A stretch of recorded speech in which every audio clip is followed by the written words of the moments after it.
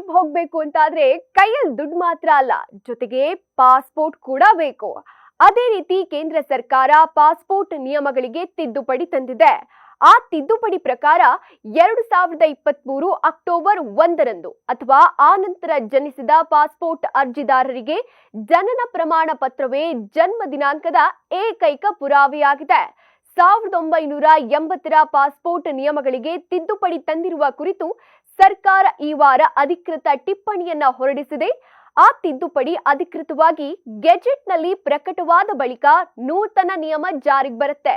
ನೂತನ ನಿಯಮದ ಪ್ರಕಾರ ಜನನ ಹಾಗೂ ಮರಣಗಳ ರಿಜಿಸ್ಟ್ರಾರ್, ಪುರಸಭೆ ಅಥವಾ ಜನನ ಹಾಗೂ ಮರಣ ನೋಂದಣಿ ಕಾಯ್ದೆ 1999ರ ಅಡಿಯಲ್ಲಿ ಅಧಿಕಾರ ಹೊಂದಿರುವ ಯಾವುದೇ ಇತರ ಪ್ರಾಧಿಕಾರ ನೀಡೋ ಜನನ ಪ್ರಮಾಣ ಪತ್ರವನ್ನ 2023 ಅಕ್ಟೋಬರ್ 1ರಂದು ಹಾಗೂ ಆ ನಂತರ ಜನಿಸುವ ವ್ಯಕ್ತಿಗಳ ಜನನ ದಿನಾಂಕದ ಪುರಾವೆಯಾಗಿ ಸ್ವೀಕರಿಸಲಾಗುತ್ತೆ.